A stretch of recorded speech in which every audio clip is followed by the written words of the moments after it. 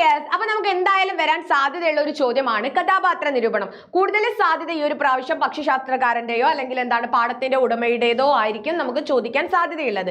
കഥാപാത്ര നിരൂപണം എഴുതുന്ന സമയത്ത് തലക്കെട്ട് കൊടുക്കാനും അതുപോലെ തന്നെ എന്താണ് കഥയുടെ പേര്, അതുപോലെ തന്നെ എഴുതിയത് ആരാണ്, കഥയുടെ ആശയം പറഞ്ഞുകൊണ്ട് ഇതിലെ കേന്ദ്ര കഥാപാത്രമാണ് ഇന്ന വ്യക്തി, ആ കഥാപാത്രത്തിന്റെ സ്വഭാവം, വ്യക്തിത്വം ഒക്കെ വെളിവാകുന്ന സംഭാഷണങ്ങൾ, സന്ദർഭങ്ങൾ, ഇതൊക്കെ എഴുതിക്കൊണ്ടായിരിക്കണം നിങ്ങൾ കഥാപാത്ര നിരൂപണം എഴുതേണ്ടത്. ഫോർ എക്സാമ്പിൾ, നിങ്ങൾ എന്ത് ചെയ്യുക, പക്ഷിശാസ്ത്രകാരന്റേതോ ഉടമയുടേതോ ചോദിച്ചാൽ എന്തൊക്കെ ഉൾക്കൊള്ളിക്കണം എന്നുള്ളതൊന്ന് നമ്മൾ ഷോർട്ടായിട്ട് നോക്കാം. ഒരു പക്ഷിക്കുഞ്ഞിന്റെ മരണം എന്ന നാടകത്തിലെ പ്രധാന കഥാപാത്രമാണ് പക്ഷിശാസ്ത്രകാരൻ ഓർ ഉടമ. വ്യത്യസ്ത മനോഭാവങ്ങളും ജീവിത വീക്ഷണങ്ങളും വെച്ചു പുലർത്തുന്നവരാണ് രണ്ട് കഥാപാത്രങ്ങളും. പക്ഷിശാസ്ത്രകാരൻ അടിസ്ഥാന വർഗത്തിന് വേണ്ടി നിലകൊള്ളുന്നു. അതുപോലെ തന്നെ തെണ്ടികളുടെ പറദീസയിൽ ഇറങ്ങി പട്ടിണിക്കാരന്റെ അത്താഴമുണ്ട് അവിടെ ജീവിക്കാൻ ഒട്ടും മടിയില്ലാത്തവനാണ് പക്ഷിശാസ്ത്രകാരൻ.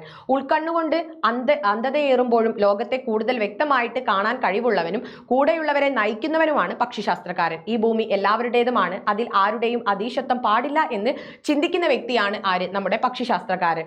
നന്മയുടെയും പ്രതീക്ഷയുടെയും സാഹോദര്യത്തിന്റെയും പുതിയ ലോകം സ്വപ്നം കാണുന്നവനാണ് പക്ഷിശാസ്ത്രകാരൻ.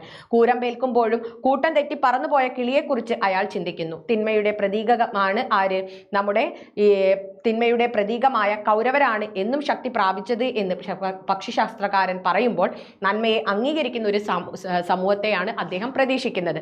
പിന്നെ ഒന്ന് രണ്ട് ഡയലോഗ് കൂടെ നിങ്ങൾ എന്ത് ചെയ്യുക, പഠിച്ചു വെക്കുക. ഈ രീതിക്ക് വേണം നിങ്ങൾ പക്ഷിശാസ്ത്രകാരന്റെ കഥാപാത്ര നിരൂപണം തയ്യാറാക്കാൻ. അപ്പോൾ എല്ലാവർക്കും wish you all the very best. Video like ചെയ്യുക, ഷെയർ ചെയ്യുക, സബ്സ്ക്രൈബ് ചെയ്യുക.